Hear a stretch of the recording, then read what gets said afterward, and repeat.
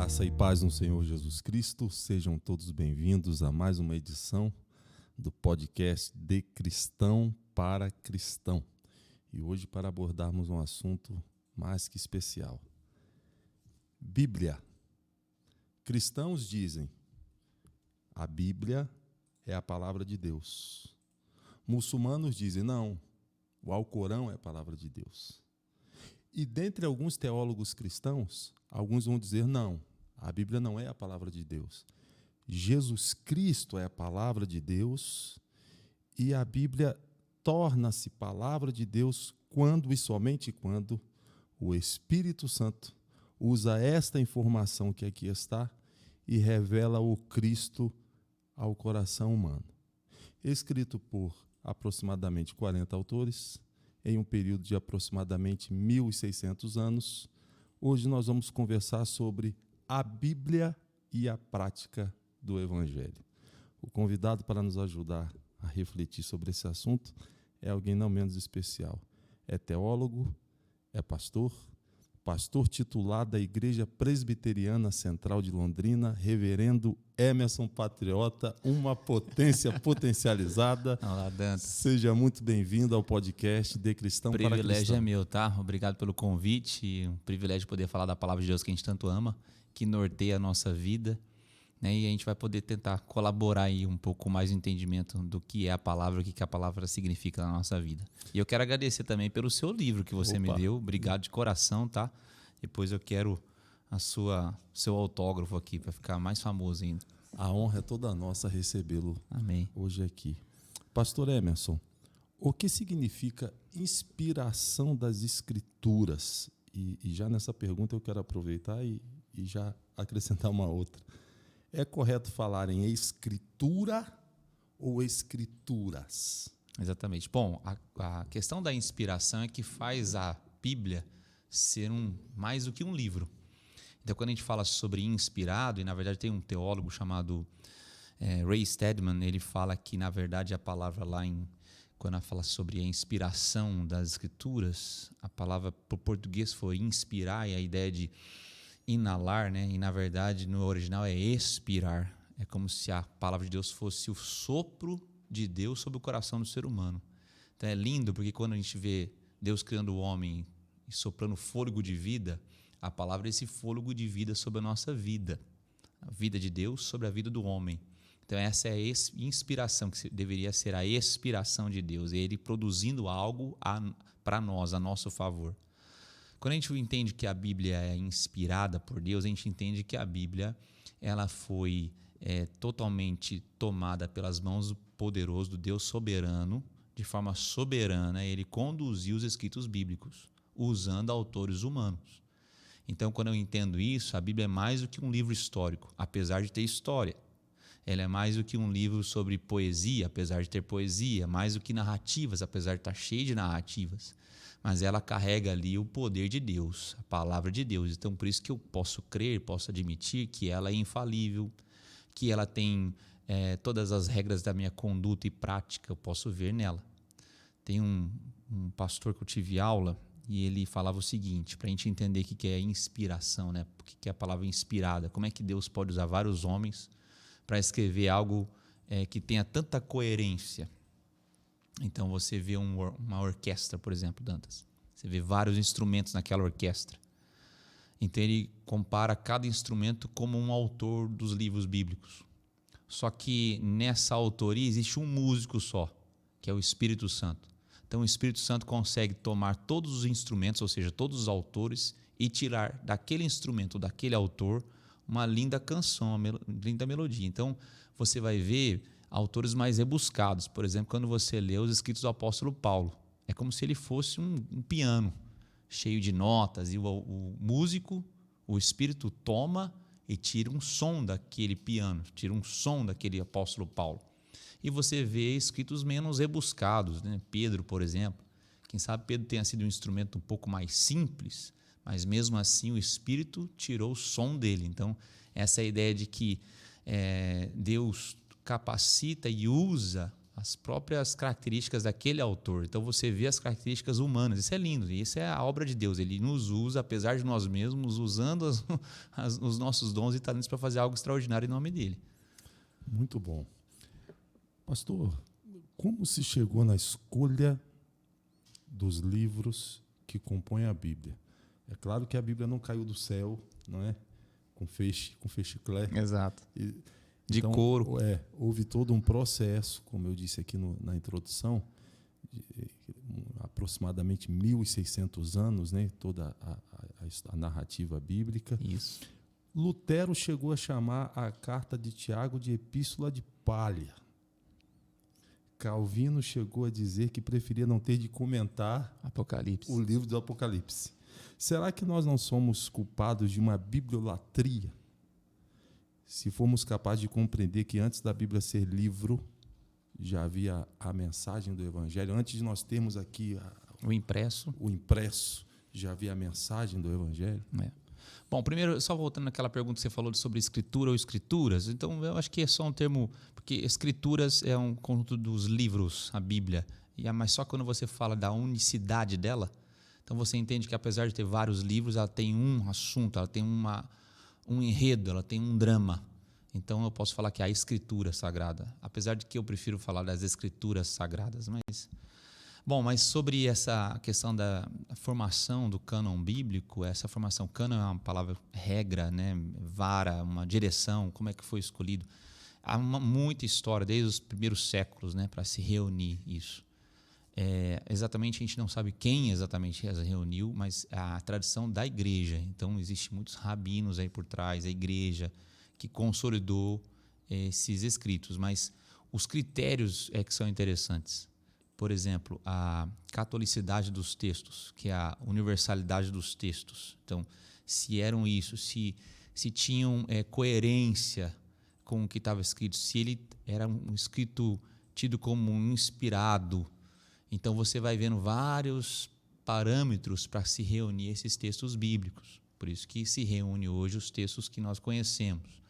Você vê no Novo Testamento, por exemplo, você vê ali os evangelhos, que são 4 visões diferentes do mesmo acontecimento. Você vê os evangelhos e você vê até algumas disparidades entre algumas histórias, que às vezes eu e você vamos escrever da mesma história de pontos de vista diferentes depois de 50, 40 anos que aquele acontecimento aconteceu. Você vai lembrar de alguns aspectos que eu não vou lembrar. Outros aspectos serão interessantes para mim mencionar, para você não, né? Então você vê o evangelho nessa formação, você vê Paulo escrevendo cartas, pastoreando as igrejas, que ele nunca imaginaria que iam compor os textos sagrados, né? Então, Deus de forma soberana e divina, dirigindo esses escritos para chegarem até a nossa mão. Então, como ele foi montado é muito interessante. Agora, essa questão da bibliolatria, eu tenho uma característica reformada presbiteriana, então a gente valoriza muito a palavra de Deus como nossa única regra de fé e de prática, porque, do contrário, eu vou ter que escolher alguma coisa para pautar a minha conduta. Daí, se eu escolho alguma coisa, eu vou ter que sacralizar essa outra coisa, seja a fala de um homem, um clérigo, ou seja uma doutrina, ou seja um credo, eu vou ter que sacralizar alguma coisa e falar assim, essa aqui tem autoridade máxima sobre a minha vida. E a própria palavra fala dela, que toda escritura é útil para o ensino, correção e assim por diante. Ela é inspirada por Deus, ela é palavra de Deus para a nossa vida. Então, ela mesma caracteriza ela como palavra inspirada para a nossa guia. Então, eu não vejo bibliolatria porque a própria palavra ela não exalta a si mesma, mas ela exalta o autor dela. Então, ela nos mostra a sermos mais humildes. Ela não me leva a exaltar, ela me leva a humilhar-me. Então, é difícil você falar que nós estamos venerando a Bíblia demais, sendo que ela nos leva a venerar a Deus de forma coerente, intencional. Então, eu não vejo essa questão da bibliolatria. Eu vejo, sim, uma discordância entre o que é pregado e o que é vivido. Isso aí é notório no Brasil há muito tempo e, infelizmente, vai continuar muito tempo assim, né? Mas não essa questão de a veneração da Bíblia como uma idolatria às Sagradas Escrituras, eu não vejo. Pastor, um dos legados teológicos da Reforma é o sola scriptura. O senhor mesmo fez referência aí, que a Bíblia é a nossa regra de fé. No entanto, temos que ser sinceros em admitir que existe uma distância entre nós e o texto. Uma distância geográfica, cultural, idiomática, temporal. Partindo desse pressuposto, como fazer uma exegese minimamente idônea? Primeiro que você não lê a Bíblia de forma isolada. Tem muita gente interpretando a Bíblia, fazendo leituras bíblicas de forma isolada. Por isso que Deus nos colocou numa comunidade de fé. A pessoa que se acredita, né? Às vezes tem alguns autores, eu não estou criticando ninguém, mas as pessoas falam assim, eu tenho um tesouro, como se fosse algo dele, privado dele, que Deus o revelou assim, somente a ele, e ele vai escrever, não sei, um compêndio, um tratado teológico sobre isso, algo novo que ele aprendeu. E a gente não entende assim, a gente entende que você interpreta as Escrituras na igreja, no corpo de Cristo. Quando eu falo na igreja, eu não estou falando só dos irmãos que sentam com você no culto de domingo. Não estou falando isso. Estou falando daqueles autores que já se passaram. Você citou alguns nomes aqui. O que Lutero falou sobre isso? O que Calvino falou sobre isso? O que os pais da igreja falaram sobre isso? O que os grandes teólogos têm falado sobre esse texto, né? E você não usar do texto para algum pretexto, né? Há muita especulação em cima de texto. Por isso Calvino fala, eu preferia não falar sobre o livro do Apocalipse, porque hoje em dia, de cada 10 pessoas que falam sobre o Apocalipse, 9 são especulativos. É um achismo atrás de outro, então você dá significados a imagens que são ocidentais, não são orientais, são imagens nossas que não são a delas. E o tratado de você trazer uma interpretação exata é primeiro você interpretar o que o texto dizia para a audiência da qual ela era marcada para. Então, o apóstolo Paulo escreveu aos Romanos, o que é aquele texto que ele escreveu? Queria dizer aos Romanos, naquele contexto. E daí a gente tem que tomar muito cuidado em trazer a lição que era para os romanos para os dias de hoje, porque realmente existem milhares de anos, centenas de anos aí, um costume totalmente diferente. Então, quando você traz essa lição, é que acontecem os grandes erros de interpretação. E daí você não pode cair na sua interpretação, no seu olhar. Você vê, por exemplo, textos do Velho Testamento. Você vê leis. Tem mais de 600 leis lá. Tem uma lei, Dantas, que é sobre o mofo na casa da pessoa. O que fazer se tiver mofo na casa? Porque Deus santo, poderoso, e a lei queria mostrar que nós temos muitas falhas. E daí você vê como que isso se dá hoje, nos dias de hoje. Claro que ninguém vai ter mofo em casa, vai chamar o pastor para orar. Você pode limpar, irmão, irmã, não tem problema nenhum o mofo da sua casa. Mas o que queria dizer lá no Velho Testamento? Simples, que Deus é tão poderoso e tão santo que nem isso ele poderia suportar. Então, é como se você, uma ilustração aqui, como se você quisesse abraçar o sol. Você não vai conseguir abraçar o sol antes de morrer. Vai ser derretido por ele. A santidade de Deus está para o sol para conosco. Então, como é que eu vou me achegar a um Deus santo? Nunca. Se Deus não permitisse, pela sua graça, daí vem o restante da revelação da palavra, como ele garante esse caminho para mim e para você. Então, por Jesus Cristo, eu posso olhar e abraçar o sol da justiça. Eu posso me achegar a ele. Então, eu tenho que entender o que a Bíblia diz. Certa vez, eu conversando com uma pessoa que estava muito impactada, que ela tinha chego de uma viagem, tinha visitado uma igreja, e lá estava conversando sobre uma pregação que ela tinha ouvido, e ela falou assim, eu fui nessa igreja e o pastor pregou sobre Davi e Golias, uma história tão conhecida, tá? É verídico, isso ela contou para mim. E ela falou, foi impressionante porque aquele pastor trouxe a revelação do que seriam o significado daquelas 5 pedras que Davi pegou. E eu fiquei, né, entusiasmado em saber, né? Falei, mas me conta o que ele falava, né? Não, que a pedra A era, sei lá, fé, eu nem lembro mais. Pedra B era coragem, a terceira pedra era disposição, e deu um nome para cada pedra, e ela começou a falar como é que ele estava tratando isso tudo, né? Daí eu brinquei com ela, né? Falei assim, engraçado, eu fui em outra mensagem semana passada e o pastor deu outros nomes para outras 5 pedras. Não eram esses, eu criei outros nomes. Para mostrar que quanta especulação há no texto bíblico, né? As 5 pedras que Davi pegou não foram para dar lições para nós, essa aqui é a fé, perseverança, não tem nada a ver com isso. Então, você vê as pessoas criando alegorias, essa é a grande palavra. Alegorizar o texto é muito perigoso. Você cria uma seita, você cria um modo de agir alegórico em cima da Bíblia e você acha tudo alegoria. Então, bem complicado isso. E isso está lastrado no meio evangélico. No Brasil, então.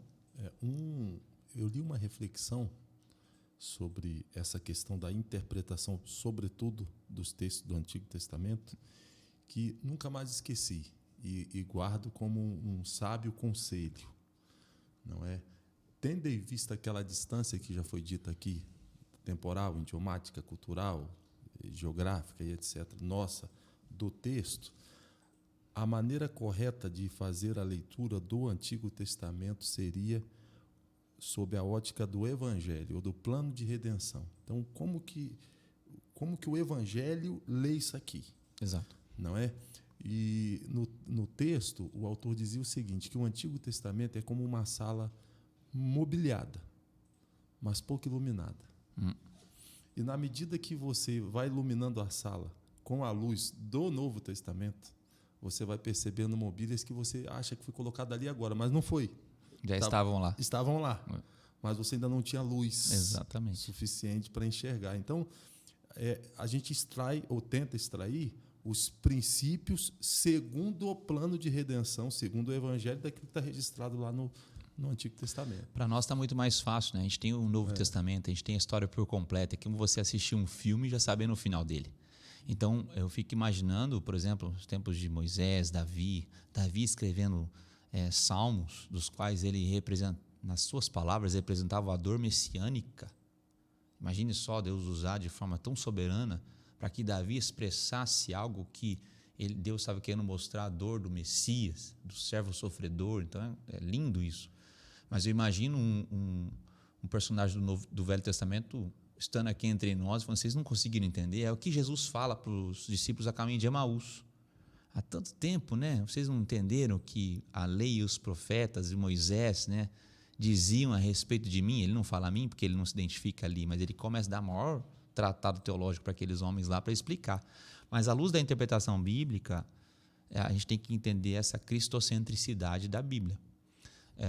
Alguns teólogos acreditam que se você torcesse a Bíblia, né, se tivesse jeito de fazer isso, é amor, graça, e eu acredito que seria Jesus, sabe? Do Velho ao Novo Testamento, por exemplo. Vamos voltar para a história de Davi e Golias. Às vezes a gente vê mensagens que as pessoas querem identificar você como Davi. Não vai, tenha coragem de Davi, você vai vencer os seus gigantes. O texto não fala isso, senão eu seria o herói da minha história. E eu nunca sou o herói da história, Dantas. A gente é aquele exército que estava lá tantos dias, ouvindo as palavras de Golias, e a gente tem medo, a gente sabe que a gente não consegue. E de repente Deus envia o seu filho para derrotar os meus gigantes. Então seria a melhor adequação ali para você fazer uma interpretação. Davi, naquela situação, representa o que Jesus Cristo viria fazer por nós. E não o que a gente faz por Deus. Ele seria um tipo, né? Exatamente. É o que você falou, joga a luz de Jesus sobre Exatamente. O texto de Davi e você enxerga as situações ali, né? Então, essa forma cristocêntrica, não só de ler a Bíblia, de levar a vida. A gente vai falar sobre o Evangelho daqui a pouco. O que é o Evangelho? O Evangelho é mais do que o que está escrito, é o que Cristo representa da minha vida. Então, aquele famoso livro, Em Seus Passos, que faria Jesus? É como Jesus faria, como Jesus pensaria. É o que eu quero ser, mais próximo de Jesus, a perfeita estatura, varonilidade do varão perfeito que é Jesus. Então, a Bíblia, a nossa vida tem que ser toda analisada, retroanalisada pela cosmovisão cristã, bíblica, da cristocentricidade, entendeu? Cristo é o centro. Eu vou lhe fazer uma pergunta que vai soar um tanto quanto herética, não é? Tendo em vista eu ser um pastor, alguém vai dizer, como é que o pastor pode fazer uma pergunta dessa? Mas como um dos propósitos do nosso podcast é justamente levar a reflexão, claro. Então permita-me perguntar, é correto chamar a Bíblia de a palavra de Deus? E aí eu vou argumentar. O argumento é o seguinte, alguns teólogos, vou citar um aqui, Karl Barth, teólogo suíço, pai da neortodoxia. Karl Barth, ele dizia que não, a Bíblia não é a palavra de Deus. A Escritura ou as Escrituras são inspiradas por Deus. palavra de Deus é Jesus Cristo. Jesus Cristo é a palavra de Deus. A Bíblia é só a escritura inspirada por Deus. E se torna a palavra de Deus quando o Espírito, usando a informação que aqui está, revela Jesus ao nosso coração. A Bíblia, por sua vez, vai dizer que nós somos cartas vivas de Cristo. Então, a Bíblia é a palavra de Deus, Jesus é a palavra de Deus, e nós somos palavra de Deus, ou cartas vivas de Cristo. O senhor concorda com isso? Qual é a sua posição quanto a isso? É difícil discordar de Karl Barth, né? Mas é o seguinte, por exemplo, quando fala cartas vivas de Deus, aquele contexto é um contexto de testemunho. É fato que as pessoas, por exemplo, não vão ler a Bíblia, mas vão ler a Bíblia em você. Então, você representa esse testemunho vivo de Deus, da transformação de Deus na sua vida. Tem uma história muito interessante nas Ilhas Fiji. Houve um grande avivamento nas Ilhas Fiji. E as Ilhas Fiji eram reconhecidas por terem até canibalismo entre as tribos locais. E anos se passaram, o evangelho entrou, mudou as pessoas lá, e eles receberam a visita de um conde inglês lá. E esse conde inglês já secularizado e tal, eu fui conversar com um desses chefes de tribo, e esse conde inglês começou a perguntar: por que você acredita numa Bíblia tão antepassada? Na minha terra ninguém mais acredita nisso e tal. E começou a questioná-lo sobre sua fé e tal. Aquele chefe tribal olhou para ele e falou assim: viu, você está olhando aquele forno ali? Ele falou: sim, vejo. Se não fosse essa Bíblia, você seria o nosso jantar hoje. Então, por exemplo, nós somos cartas vivas. A transformação da nossa vida tem que mostrar isso para as pessoas. Então, é como Deus manda cartas para as pessoas, esse contexto de testemunho. Agora, sobre a palavra de Deus, quando você vê o Evangelho de João, por exemplo, quando João usa a palavra logos ou logos, ele está usando palavra nesse verbo de Deus, e o verbo estava com Deus, e o verbo era Deus, ele está se referindo a Jesus. Eu gosto muito desse entendimento, porque o verbo ele é mais um elemento de uma estrutura de uma sentença. Então você tem lá sujeito, verbo, predicado, você tem, né, adjetivos e artigos e assim por diante, mas o verbo, em qualquer frase, ela dá a ação. Então, não discordando de Karl Barth, nem concordando com ele, mas eu vejo em Jesus essa ação direta de Deus. Então é fato que quando Jesus é questionado, mostra-nos o Pai. Ele fala: poxa, há quanto tempo estou com vocês pedem para que eu mostre o Pai? Eu e o Pai somos um, eu vim fazer a vontade do Pai. Ele fala várias características assim. E quando você quer ir ao Pai, ele fala assim: vem a mim, né? Porque quem quer ir ao Pai, eu sou o caminho, a verdade e a vida. Ninguém vai ao Pai se não for por mim. Ou seja, ele é essa ação de Deus na humanidade. Então, quando eu quero ver como que Deus agiria com uma prostituta, eu vejo Jesus. Deus não precisa mandar outra. Então, eu acho muito legal quando João usa logos, ele usa ali nos gregos, judeus tinham duas concepções diferentes do que era logos, mas essa força, todo mundo concordava com João, até os gregos. Só que quando ele fala e o verbo estava encarnado, daí acabou. Porque logos pode ser uma força imarcessível, transcendente, beleza, mas encarnada nunca. Então é como se Deus falasse: o meu verbo, a minha ação, porque Jesus também estava com ele na criação. Todo o tempo Jesus estava presente. A Trindade, ela nunca se desfez, né? Não, nesse momento o Deus Filho e Deus Espírito Santo fica sentado aqui, que Deus Pai está. Não existe isso. Sempre estava junto, sempre esteve junto. Então essa força criadora de Deus, ela vem ao mundo encarnada, essa ação de Deus. Então eu vejo Jesus como a palavra de Deus, como agindo, mostrando, abraçando, se entregando, morrendo, ressuscitando, tocando, fazendo milagres. E a questão das cartas vivas, a gente como testemunho dessa extensão de Deus. Agora, para mim, as Escrituras, a Bíblia é a palavra de Deus. Por quê? Porque ela, pela sua coerência, pelo seu testemunho de mudança na vida das pessoas, eu vejo a sua autoridade. Quantas vezes nós não oramos a palavra? Apenas, olha, já tive momentos de tentar pregar e só ler o texto bíblico e já fala: gente, se eu pregar eu vou estragar. Sinceramente, é melhor. Preparei um monte de coisa, mas deixa eu ficar quieto. Deixa eu ler o texto de novo. Teve uma vez que eu tive a petulância de pregar de um texto de Apocalipse. Eu falo petulância porque tem que ter petulância para pregar Apocalipse. E a gente estava lendo Apocalipse 4.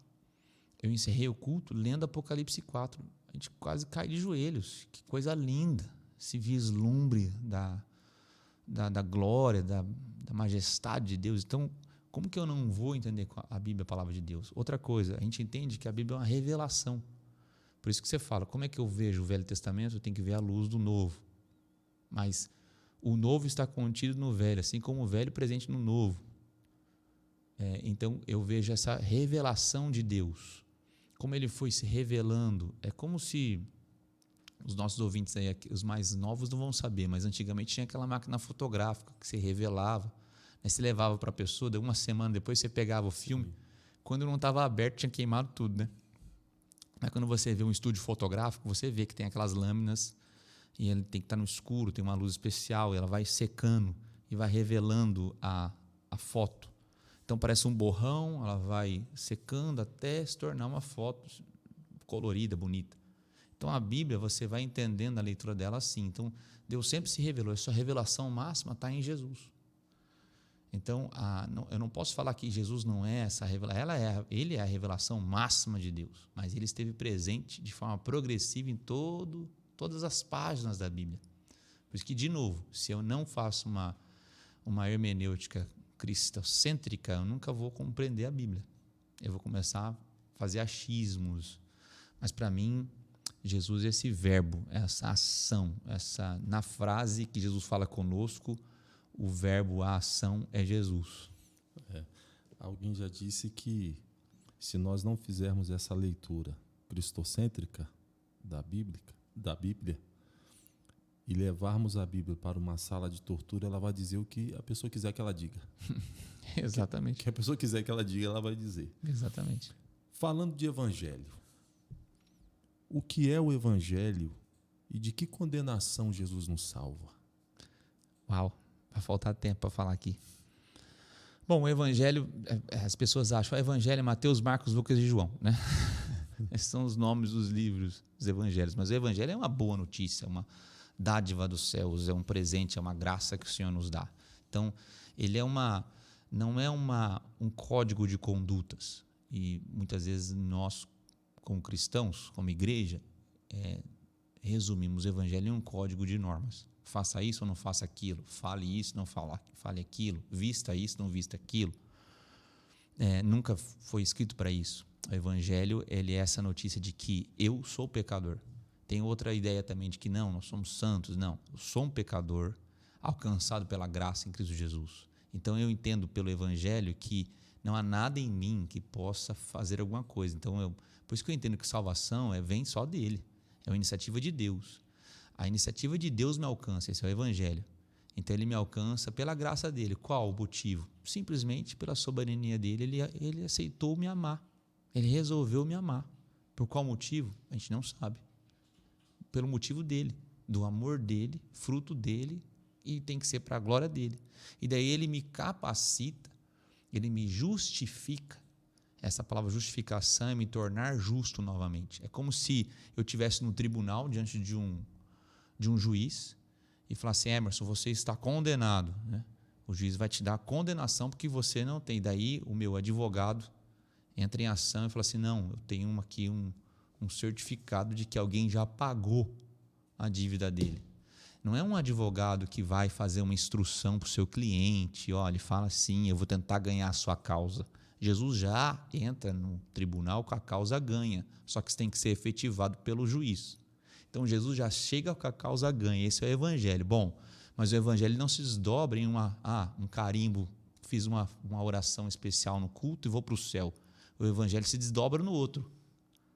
Então, preguei isso domingo agora, inclusive. Falei assim, se você tem uma ideia de evangelho individualista, que eu vou para o céu e acabou, eu não entendi o que é evangelho. Deus, no seu evangelho, nunca escolheu, presta atenção, ser reconhecido apenas como Deus. Ele quer ser reconhecido como Pai. Por isso que Jesus fala assim, agora vocês vão orar, Pai Nosso. Então, quando eu sou reconhecido como Pai, implicitamente ele está falando assim, eu quero uma família. eu quero ser pai de muitos filhos.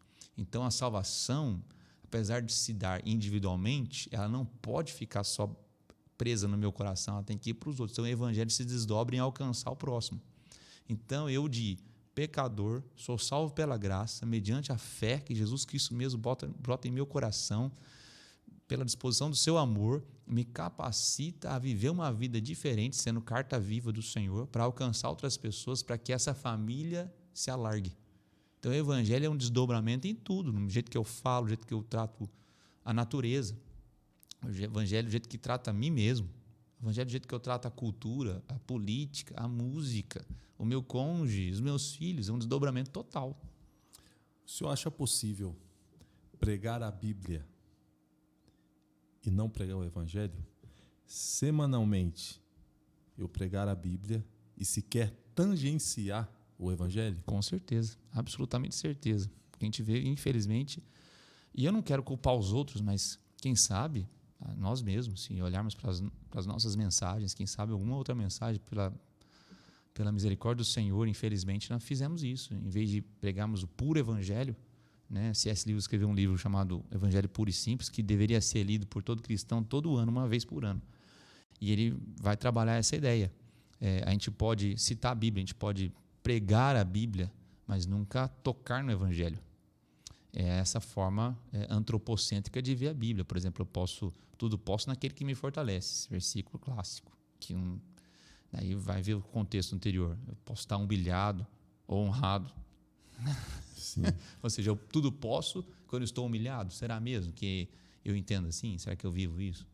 Tudo posso quando estou com doenças, obstáculos na minha vida. Então, a gente tem que entender que eu posso sim. E, infelizmente, a gente deveria ser identificado como os bereanos. Né? Os bereanos, no Novo Testamento, enquanto Paulo pregava, diz o texto que eles quase que interrompiam Paulo para olhar nas Escrituras o que eles tinham naquela época, para ver se era condizente com o que Paulo estava falando. E a gente é muito passivo, né? Na leitura bíblica, a gente é muito passivo, até nos cultos. Né? Por mais que a gente ame os nossos pastores, a gente deveria falar assim, mas ele está me conduzindo à maturidade cristã, né? Ou um discipulado em Cristo ou um adestramento. Eu estou adestrado, eu tenho a necessidade dessa pessoa específica ou eu já tenho intimidade com a palavra? Né? Nós somos admoestados a viver à luz do evangelho, somos admoestados a pregar o evangelho e temos consciência, conforme o senhor bem respondeu, que é possível pregar a Bíblia e não pregar o evangelho. É possível pregar a Bíblia e não pregar o evangelho. Isso. Muito bem. Antes da Bíblia ser uma coletânea de 66 livros, o que tínhamos era o Antigo Testamento. Né? Quando Jesus, por exemplo, em seu ministério terreno, se é que eu posso usar esse termo, quando se reportava a Escritura ou as Escrituras, ele estava se referindo ao Antigo Testamento. Na sinagoga mesmo ele abriu o livro de Isaías, Isso. assim por diante. Não sei se os autores neotestamentários, ao escrever os livros, as epístolas, as cartas do Novo Testamento, faziam isso com a consciência de que aquilo que eles estavam escrevendo se tratariam ou seriam recebidos posteriormente como algo inerrante, infalível, suficiente, inspirado.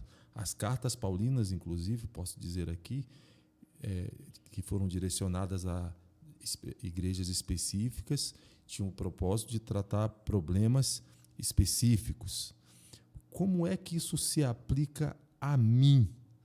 Porque nós já citamos hoje aqui sobre a Reforma Protestante, um dos legados é o Sola Scriptura, né? Mas à medida que eu, indivíduo, tenho essa liberdade, entre aspas, de ler o texto e fazer uma aplicação, uma interpretação dele, não é um tanto quanto perigoso. Como é que eu faço para ler a Bíblia à luz do Evangelho? Porque é possível, olhando só para a Bíblia, sem a luz do Evangelho, eu fazer certas afirmações como mate, odeie, apedreje. Os fariseus chegaram com a mulher diante de Jesus, a lei de Moisés com a Bíblia aberta em Levítico em uma mão e com uma pedra na outra mão. Exatamente. O que é algo bíblico? Bom, esse texto que você está falando, primeira pergunta que você falou, como é que os autores do Novo Testamento sabiam se eles estavam escrevendo? Com certeza não, porque se eles soubessem, eles não teriam escrito coisas tão reais. Por exemplo, você vê Paulo escrevendo na igreja de Corinto, ele corrige. Acho que ele não gastaria tempo, não, deixa eu escrever alguma coisa assim, porque isso aqui vai ser inerrante, deixa eu escrever algo mais plástico, né? Você vê Lucas escrevendo Atos, escrevendo uma narrativa e colocando lá desentendimentos da igreja. Você vê situações de desentendimento de Paulo, Pedro, como é que era, até alguma certa vergonha para Pedro, que hora ele tinha uma conduta, hora não. Provavelmente eles não teriam feito uma coisa bem mais plástica, bem mais... por exemplo, você vê os evangelhos sendo escritos e você vê, por exemplo, naquela época, a mulher não tinha valor nenhum. A mulher não podia nem ser testemunha de um crime. Mas ela viu o crime, mas ela não serve para ser testemunha. Mulher não serve. Mas ela viu a pessoa, mas ela não serve. Então, você vê os evangelhos escrevendo que quem viu Jesus ressurreto pela primeira vez foram mulheres. Se eles tivessem com a cabeça, vamos escrever uma conto de fada, vamos escrever uma história que vai ser reconhecida, que esse texto vai ser juntado num livro no futuro, eles não colocariam esse tipo de coisa, porque seria uma bobagem da parte deles, escrever coisas que ninguém acredita, porque eles estão escrevendo por texto, por momento deles. Por que eles não fizeram isso? Porque eles simplesmente relataram a verdade. Eles viram, foram as mulheres, um relato simples, da pura verdade, mesmo que ninguém acreditasse. Eles não estavam preocupados em escrever textos que as pessoas daquela época acreditassem. Eles estavam preocupados em mostrar a pura verdade dos acontecimentos narrados. Então você vê essa beleza de Deus conduzir esses homens a não escreverem, porque é mais do que escrever, eles viveram. O próprio apóstolo Paulo escrevendo cartas, ele tinha convívio, ele chama as pessoas pelos nomes. Ei, fulano, ciclano, saúda a igreja em Beltrano. Então ele cita nomes, então tinha um relacionamento. Então você vê verdade ali. Então não se acredita que eles escreveram pensando nisso, não tinha como. Mesmo porque os textos foram reunidos séculos depois. Os textos foram escritos, o Evangelho de Marcos, acho que 30, 40 anos depois dos acontecimentos em Cristo Jesus. Então, muito tempo depois para ter essa artimanha toda, né? Agora, a segunda pergunta que você fez sobre como é que eu posso ter um olhar para as Escrituras e pregar o Evangelho. Foi isso, né? Isso. Bom, primeira coisa, a gente tem que ter muito cuidado. Tem um historiador que escreveu sobre o apóstolo Paulo, vou me lembrar o nome dele aqui, é o Carson. O Carson escreveu uma biografia sobre Paulo e ele fala lá que às vezes a gente acha que Paulo se rende, né, ali em Saulo ainda, né? Se rende a Jesus, 3 dias depois, cego, volta a ver, ele vai para Damasco, ele prega lá, ele vai para Tarso, se não me engano, volta para Tarso, para a casa dele. E depois você acha que imediatamente ele começa a já ser esse grande apóstolo Paulo que a gente conhece. Não, pelos registros históricos, demoraram 10 anos para Paulo fazer a sua primeira viagem missionária. Mais um tanto para ele escrever suas cartas. Ou seja, Barnabé chegou, Paulo, vem cá, calma, irmão. Cresce um pouco na fé, estuda, ouve os mais experientes. Né? Tem gente que fala assim, eu nunca escrevo um livro antes dos seus 50 anos. Você vê, se eu não me engano, o Tim Keller, aquele pastor norte-americano, presbiteriano, acho que o primeiro livro que ele escreveu foi depois de 50 anos. E olha o que ele escreve. A gente não obedece isso, a gente escreve antes, a gente é bem metido. Mas essa ideia de a gente é muito precipitado em dar um microfone para as pessoas, não exatamente o microfone do púlpito, dar ouvidos às pessoas. E a gente não analisa a vida. Não tem como desassociar no cristianismo a pregação da vida. Não tem. Por isso que eu louvo a Deus por pastores locais. Que o pastor itinerante, ele vive de uma meia dúzia de sermão, ele vai levando. Ele é bonzinho hoje, amanhã você não sabe que ele. Não estou julgando eles, podem ser grandes homens de Deus, se você não conhece a vida dele. O pastor local, ele traz comida fresca para você pelo menos uma vez por semana. Você sabe onde ele mora, sabe quando que ele estava de bem com a vida, quando ele não estava, conhece os filhos, a esposa, conhece a vida. Então é real. Aquilo é real. A gente tinha que valorizar mais o que é real. Então, quando eu vejo como é que eu posso evitar isso, primeiro eu tenho que ter calma, estudar, compreender, ter um tempo de maturidade. Tem um colega meu que falou assim, olha, não se preocupe em ter o microfone para falar, se preocupe em ter o que falar no microfone. Então tem muita gente procurando já essa ideia de vou ensinar. Eu posso testemunhar. Testemunho é pessoal. O que Cristo fez na sua vida, irmão? Sim. O que Cristo fez no seu coração? Vai lá e abre a boca. Que o Novo Testamento era isso. Qual que era a mensagem que eles tinham do Evangelho? Ei, Jesus Cristo, Filho de Deus, morreu na cruz, mas ressuscitou ao terceiro dia. Nós o crucificamos, nossos pecados o crucificaram. Se renda a Jesus Cristo e Ele vai salvar a sua vida e a sua casa. Ponto final. Esse era o Evangelho que eles tinham. Quando falamos em prática do Evangelho, qual a diferença de salvo para as boas obras e salvo pelas boas obras? Salvo para as boas obras é motivação. Qual que é a motivação das boas obras? Se a sua motivação é salvo pelas, então eu vou que nem o jovem rico. Olha, eu já fiz isso, já fiz aquilo. O que mais que eu preciso fazer? E Jesus faz o teste, né?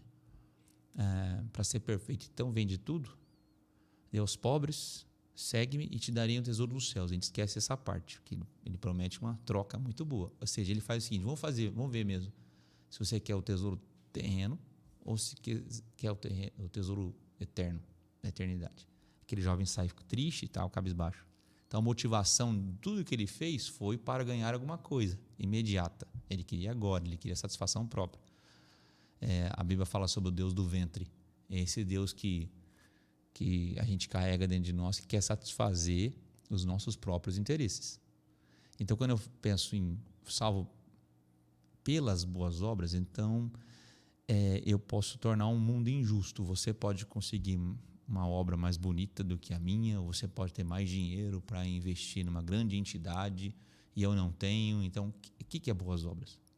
Então, depende muito da motivação. Agora, se eu sou salvo para as boas obras, a coisa mudou. Daí minha motivação é a gratidão. É uma resposta ao amor de Deus. E ela fica ainda mais abundante. Porque a real motivação pela gratidão, Dantas, você vai superabundar nas boas obras. E daí é o seguinte, qual que vai ser a glória daquela obra? Se é para as boas obras, a glória de Deus. Se é pelas boas obras, a glória é minha. Então, olha só. Então, pelas boas obras eu tenho uma performance. Eu vou fazer algo para ser visto, ou para estar de bem com Deus, né? Para estar ok com Deus. Se é para as boas obras, eu já sou salvo. A minha salvação está ali. Mas ela se desdobra. Por isso que eu falei, como é que é uma salvação individual? Carimbou, vou para o céu. Não. Ela se desdobra em alcançar o próximo. Por isso que eu prego o evangelho, por isso que eu quero viver o evangelho, por isso que o Calvino fala, o que há de bom em mim é Jesus. O que há de mal em mim sou eu mesmo. Não tem jeito. Então, se é para as boas obras, a motivação é gratidão, é amor, é uma resposta a esse amor incondicional de Deus. É uma balança totalmente invertida. O doutor Martin Lloyd Jones, talvez ele seja o escritor que mais tem influenciado a minha vida, né? Ele, em um de seus livros, ele vai dizer assim, que os pregadores e os pastores cometem um equívoco se quiserem ensinar santificação sem primeiro ensinar a justificação. Porque se começarmos pela santificação, é pelas boas obras. É pelas boas obras. Exato. Se começarmos pela justificação, é para as boas obras. E é um detalhe pequeno. É um detalhe pequeno. Muito pequeno. Vou ilustrar com um exemplo aqui. A expressão usada por Jesus, a mulher que foi levada a ele. Jesus olha, que foi peguei adultério, quase foi apedrejada, né?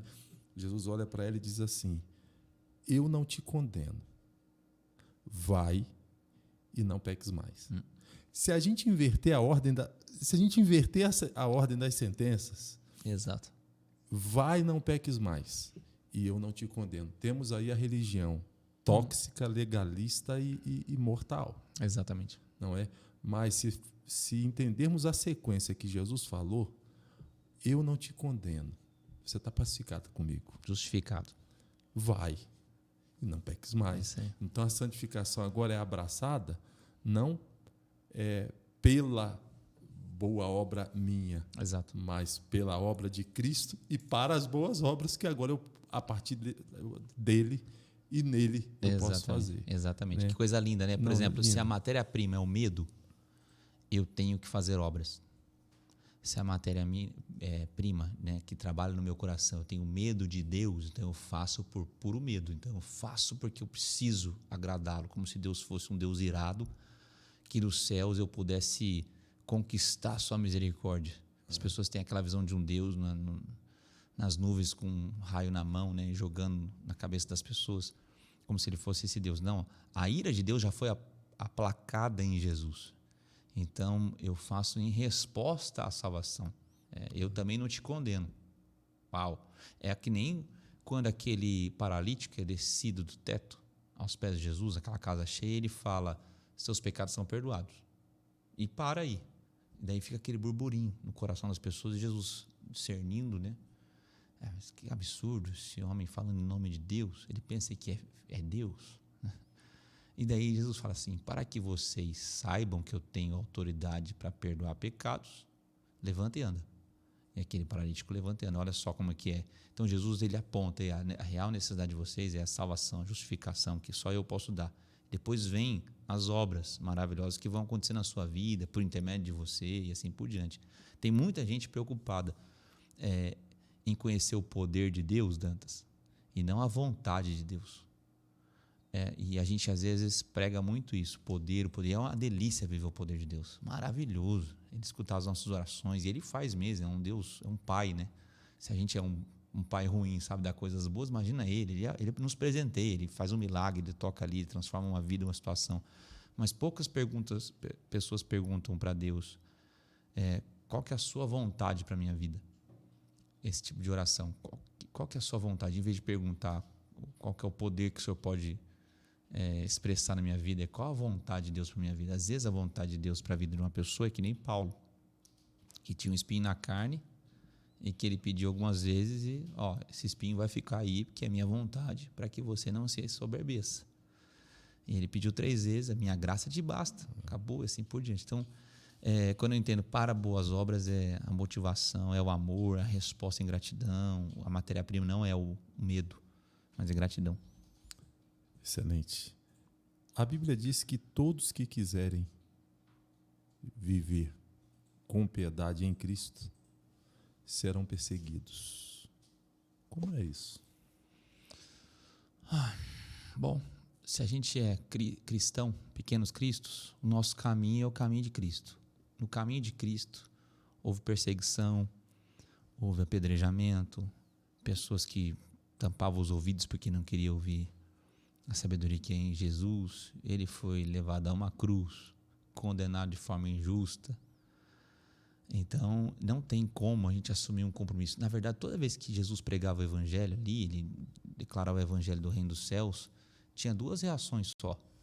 Uma reação parcial, abraçava esse discurso, ainda não entendia que ele era Deus, mas abraçava esse discurso, falava, eu quero isso, alguma coisa aconteceu no meu coração, e outras pessoas repudiavam, porque o evangelho não é neutro.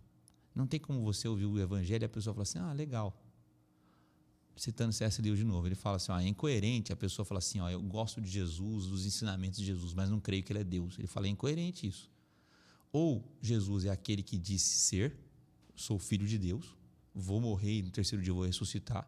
Ou ele é o filho de Deus, você tem que se curvar e falar, ele é o filho de Deus, ou ele tem que ser considerado um louco lunático. Ou mentiroso. Então ele fala assim, mas não dá para você, não tem meio termo. Não, eu gosto de Jesus só dos ensinamentos dele. Então, quando você assume Jesus é o Filho de Deus, você assume uma perseguição contra essa verdade. Você vê o que a gente está vivendo hoje no Brasil, né? Fruto de uma cultura marxista, né? Uma educação corrompida. Então você vê, hoje você fala assim, olha, os cristãos precisam cuidar dos pobres e oprimidos. O pessoal vai bater palma para você. Que coisa linda, parabéns. Mas o cristão valoriza a vida. Somos pró-vida. Ei, que isso? É um absurdo. Tem um livro do Carson também. Esse aí eu acho que não é do Carson, não. Vai ter que ver qual que é. A Intolerância da Tolerância. Já viu esse livro? A Intolerância da Tolerância. Depois o pessoal procura aí. Ele fala sobre isso. Quando você se posiciona, as pessoas falam, você é intolerante. Intolerante para eles agora é aquela pessoa que não assume como verdade as verdades deles. Então eu não posso só escutar e falar assim, não creio, eu sou obrigado a acreditar. Então você vive num mundo em que você é perseguido. O que acontece? A nossa juventude, ela se entrega na faculdade. ela entra despreparada. Culpa da igreja. Igreja não estou falando de instituição. Pai, mãe, pastores, liderança, todo mundo. Porque a gente não prepara para que eles vivam a fé no dia a dia. Né? Não muito tempo atrás, eu ia na igreja e o que eu escutava? Como orar, como ler a Bíblia, coisas lindas, mas nunca se resumia na prática. Legal, o Evangelho. E agora? Me explica como é que eu aplico o Evangelho na minha vida. Eu sou engenheiro civil por formação. Como que eu ia viver o Evangelho no meio de um campo de obra? Assim, era muito longe para mim. A nossa função como liderança é falar assim, ei, eu posso ser um engenheiro que vive o Evangelho lá. Como? E eu tenho que ilustrar isso para a pessoa. Por isso que tem que ter o discipulado. Jesus Cristo ilustrou para os discípulos o que era ter uma vida. Até que ele fala, vem me segue. É seguir a Cristo. Discipulado é seguir, não é instantâneo. Você pode ver que os discípulos caminharam com Jesus tanto tempo e mesmo assim alguns ainda, né? Pedro, por exemplo, voltou a ser pescador, aquela coisa toda meio abandonando. Acho que eu segui o cara errado, né? Você vê João Batista. João Batista, quando ele vê Jesus, fala assim, eis o Cordeiro de Deus que tira o pecado do mundo. Pode seguir ele. Você vira as páginas, João Batista está preso. Porque ele falava contra a justiça, ele pagou o preço de viver o Evangelho, a verdade do Evangelho. Mas estava preso, ele chama os discípulos e fala assim, ei, pergunta para Jesus se ele é o Messias ou a gente tem que perguntar se ele tem que esperar outro. Olha só que coerência, um capítulo antes ele fala, é o Messias, no outro ele está duvidando. Por quê? Por causa da perseguição. Então, o Evangelho, ele tem um preço. E sempre vai ser escandaloso. Com certeza. Sempre. Eu costumo dizer que o Evangelho ele sempre será escandaloso. Primeiro que o Evangelho parte de um pressuposto de absolutos. Por exemplo, Jesus disse, eu sou a verdade. E na atual cosmovisão que impera em nossa geração... Cada um tem a sua verdade. Cada um tem a sua verdade. Nós estamos no tempo do pós-verdade. Né? Ou seja, todos aplaudem se você disser, estou em busca da verdade. Mas todos te crucificam se você disser, eu achei a verdade. Exatamente. Nós estamos no tempo do pós-verdade. Então, sempre vai haver esse conflito, porque o Evangelho lida com absolutos. Exato. Não é? Muito bem. O que significa viver à luz do Evangelho? Olha, é algo do dia a dia, é algo de fruto de oração, de reflexão bíblica, de prestação de contas. Quando eu falo prestação de contas a Deus e a alguém que ouça a Deus, você precisa ter alguém assim. Alguém que não só bata nas suas costas e fala assim, parabéns, mas alguém que fala assim, senta aqui que você precisa ouvir. O Evangelho ele vive nesses mandamentos recíprocos. Eu te exorto, você me exorta. Eu te amo, você me ama. Eu cuido de você. É aquela coisa, eu choro com você e sorrio com você. Essa vida comunitária, por isso que eu defendo muito a igreja, Dantas. Não é a igreja que precisa de mim. Eu preciso da igreja, irmão. Eu preciso muito de irmãos que me amem, irmãos que não me julguem por uma ação, ou boa ou ruim. Eu preciso daquele cara que fala assim, não, esse pastor aqui pisou na bola agora, só que eu conheço ele. Eu não vou julgá-lo por causa de uma atitude, eu vou amá-lo. Eu sou corresponsável. É aquela questão quando Deus pergunta para Caim, cadê seu irmão? Fala, por acaso sou tutor do meu irmão? Ele não estava entendendo. Claro que é. Eu sou tutor. Então a gente assim é muito bom em tacar pedras, mas a gente não é bom no resgate. No discipulado, Barnabé, ele abraça Paulo quando ninguém queria abraçar aquele homem, gente. Ninguém queria distância. E tinha um pouco de inveja. Pô, agora ele quer sentar aqui no meio da gente? O que é isso? Então, você vê que essa questão do discipulado é a forma que a gente vai viver o Evangelho. A gente tem uma descontinuidade com o processo ministerial de Jesus. Jesus discipulou pessoas, ele não plantou igrejas. Nada contra igrejas. Eu sou pastor de uma igreja. Só que se eu não entender que a base da igreja tem que ser a transformação das pessoas, e a transformação das pessoas, nem sempre a parte mais eficaz da transformação da pessoa vai ser ouvindo o sermão. Ela pode ser despertada no sermão, mas alguém vai ter que discipular essa pessoa, cara. E não é assim. O discipulado não tem começo, meio e fim. Hein? Né? Dietrich Bonhoeffer, ele coloca nesse livro o discipulado. Quem que é o discipulado? É Jesus. Quem que é o conteúdo do discipulado? Jesus. Quem que é o motivador do discipulado? Jesus. Então, tudo é Jesus. Jesus, como é que eu vou agir? Como é que Jesus me trata? Então, para viver os desdobramentos do Evangelho, eu acho que ninguém pode falar assim, eu vivo totalmente os desdobramentos do Evangelho. Não vive. A gente está em busca disso. Mas a gente precisa da comunidade. A comunidade de fé saudável, ela me faz andar de forma saudável também. Que é ali que eu escuto, ali que eu sou exortado, sou ensinado, sou ajudado, sou amparado. É assim. Essa expressão que você usou, experiência comunitária, é a resposta para uma pergunta que as pessoas fazem: por que nós devemos ir à igreja? Não é?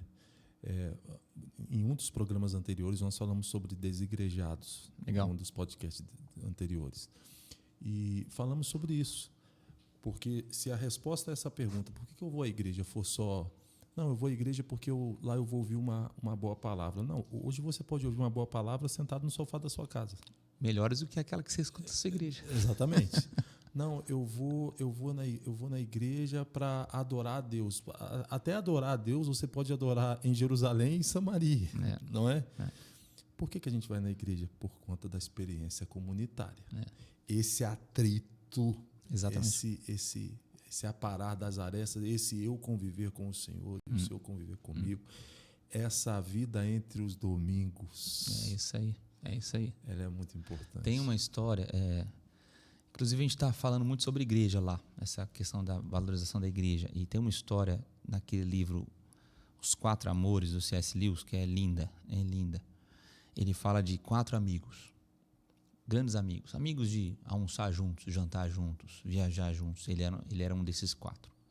E ele fala que com o passar do tempo, eles foram envelhecendo e um desses amigos veio a falecer. E ele faz uma descrição dessa amizade, cara, coisa linda, que eu levo para a igreja. A ideia de que ele fala assim, eu não perdi um amigo, eu perdi o sorriso que ele tira do meu amigo ainda vivo, quando ele contava uma piada, uma história. Eu perdi como ele tirava algo de mim que nenhum outro amigo tira. Então não foi só ele que foi um pouco de mim. Então quando não tem alguém na igreja, por exemplo, a gente tem um irmão, por exemplo, que faz tempo que não vai na igreja. Não é só uma pessoa física que não vai, eu perco um pouco de todo mundo da comunidade. Que legal. Então se eu não vejo você na minha comunidade, eu perco um pouco de mim mesmo. E quando a gente entende isso, a gente não vai na igreja só por causa da gente. A gente vai na igreja por causa do irmão, da irmã. A gente vai na igreja por causa da comunidade. Isso é família. Por exemplo, ninguém tem família perfeita. Sempre tem, né, uns arranca-rabo lá com a família. Mas, cara, não tem coisa melhor do que estar no domingo com família. Comer aquele frango assado com macarrão e estar junto. Chega no Natal, todo mundo quer uma família. Às vezes não é nem a sua, mas você quer estar em família. Então, a igreja é isso. Ela é essa pessoa que trabalha no meu coração, que tira algo, ou lixando as minhas arestas, ou tirando um sorriso, que eu preciso dele. Então, essa ideia de comunidade, ela não pode passar para a ideia de um clube. Muitas pessoas lidam com a igreja como um clube. O louvor dessa igreja é legal, eu fico. Não é? A palavra dessa igreja é bacana. Eu falo para o pessoal, se você for abrir um menu de igrejas em Londrina, ninguém vai ficar na minha igreja, irmão. Vai ter um louvor melhor, vai ter uma palavra melhor, vai ter uma cadeira melhor, vai ter um ar-condicionado melhor. Por que a gente não avalia a igreja assim? Não é assim que a gente avalia a igreja. Por que Deus me colocou naquela comunidade? Paulo, quando escreve as cartas do Novo Testamento, ele não fala assim, ei, o pessoal da igreja de Corinto, tem um monte de problema aí, né? Aí perto tem uma igreja em Éfeso, olha que igreja extraordinária, vai para lá, fala com o pastor lá, leva a carta de transferência, que lá é bem melhor. Não, ele fala aí, fiquem aí, mudem isso, cuidado com isso, tal. Ele exorta o pessoal a viver uma comunidade de fé verdadeira. Então a gente tem que entender que apesar dos problemas que a gente vai ter e vai sempre ter, a gente tem que permanecer firme. Tem uma frase que fala, prefiro estar dentro da arca, onde há sujeira, do que fora, onde há juízo. Né? Philip Yancey falou assim, olha, eu critiquei a igreja porque não vi pouca graça lá e saí da igreja, mas voltei porque não achei graça nenhuma fora dela. Legal. Então, isso aí é a igreja. Reverendo não, por favor, pastor é melhor. Muito obrigado por sua presença. Obrigado, Dantas. Foi uma delícia. Por ter disponibilizado. Mas já acabou, que pena. Oh, meu Deus. Por ter disponibilizado seu tempo, disponibilizado um pouco do Senhor para para nós. Que isso, irmão. E tenho certeza que tudo que foi dito aqui, tudo aquilo que o Senhor nos ensinou, certamente chegará ao coração de tantas pessoas como sementes de esperança. Amém, amém. Deus te abençoe. Obrigado muitíssimo. você, obrigado pela alegria de estar aqui com você. Você é um cara formidável, deixa a gente super à vontade. E obrigado por compartilhar algumas coisas aqui, tomara que ajude. É um privilégio poder falar da palavra, falar do evangelho, é bom demais. É a nossa vida, né? É verdade. Obrigado de coração. Que o amor de Deus, a graça de nosso Senhor e Salvador Jesus Cristo, a comunhão e as consolações do Espírito Santo seja com você e sua casa. Não só hoje, mas para sempre. Deus te abençoe. Um beijo no coração e até o próximo podcast, se assim Deus permitir. Deus abençoe.